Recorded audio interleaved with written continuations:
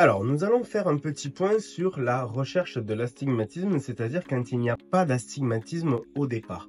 Regardez, ici, moi j'ai un astigmatisme qui est introduit de moins 0,50. Donc si je présente mon CCA et que je vérifie l'axe d'astigmatisme, donc je le mets en position axe, position 1, position 2, où c'est pareil, s'il me répond cette position, je tourne en direction de l'axe du cylindre négatif du CCR, c'est-à-dire en direction des points rouges.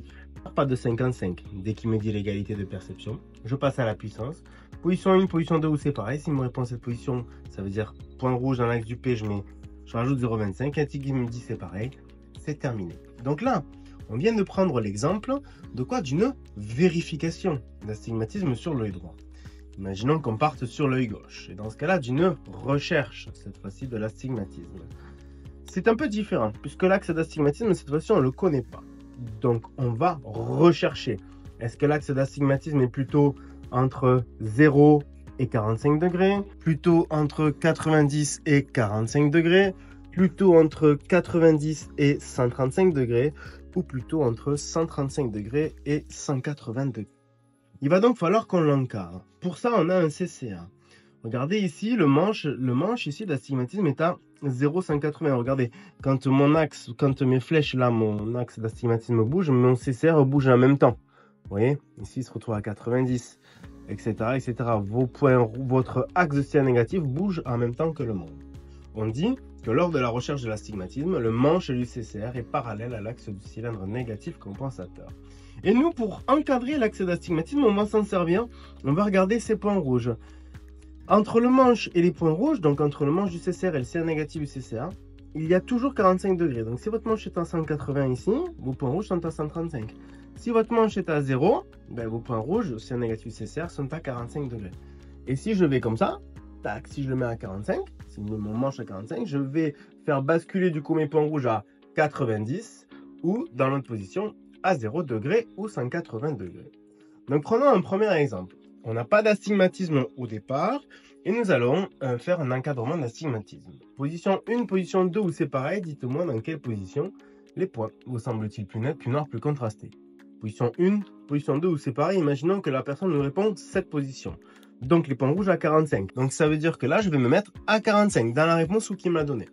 90 ou 0, donc position 1, position 2 où c'est pareil. Imaginons que la personne vous réponde cette position, donc point rouge à 0. Ça veut dire que là vous venez d'avoir votre deuxième encadrement. Premier encadrement à 45, deuxième encadrement à 0. Donc là maintenant on va se mettre dans la bisectrice à peu près à 20 degrés, on s'en fiche. On rajoute 0,50 d'astigmatisme et plus 0,25 à la sphère, c'est la procédure. Et maintenant, vous affinez par pas de 5 en 5, comme vous le faites d'habituellement dans le cadre d'une vérif. Position 1, position 2, où c'est pareil. Ici, vous tournez de 5 en 5. Position 1, position 2, vous dites c'est pareil. Vous passez à la puissance. Position 1, position 2, vous dites celle-ci, vous diminuez. Position 1, position 2, vous dites c'est pareil, vous enlevez le CCR. Je vous donne un deuxième exemple, en remettant tout à 0. Donc, je pars bien d'un astigmatisme qui est nul. Donc, je refais un deuxième exemple. Position 1, position 2, où c'est pareil, imaginons que la personne vous dise cette position, donc 135 degrés. Donc je vais à 135. Position 1, position 2, imaginons que la personne me réponde cette position, donc 180. Donc je me mets dans la bisectrice, je rajoute 0,050, 0,25 à la sphère et j'affine par pas de 55. En fait, je fais un encadrement d'une part de pizza, ce que moi j'appelle, ça veut dire un encadrement de 45 à 45 degrés près. Et ensuite, j'affine l'axe par pas de 55 et j'affine la puissance. Je vérifie si cet axe d'astigmatisme que j'ai introduit de 0,50 est un peu plus fort ou légèrement plus faible. Je vous fais un autre exemple. On va essayer de balayer toutes les situations. Position 1, position 2 où c'est pareil. Imaginons que la personne me réponde cette position. Donc à nouveau 135, on y va. 135. Position 3, position 4. Imaginons qu'il vous réponde cette position. Donc cette fois-ci, première fois il nous a répondu 135. La deuxième fois il nous répond 90, donc je sais que je suis entre 45 et 90, donc bisectrice. Rajoute 0,50, 0,25 et j'avais affiné par pas de 55 au niveau de l'axe avant de passer par la puissance. Et enfin, je termine avec la dernière situation. Donc on est bien dans le cadre d'une recherche. Position 1, position 2 où c'est pareil. Imaginons que la personne nous répond cette position, ça veut dire 45 degrés. Position 3, position 4, ici 90, donc je me mets dans la bisectrice, je rajoute 0,50 et 0,25 et j'affine par pas de 55.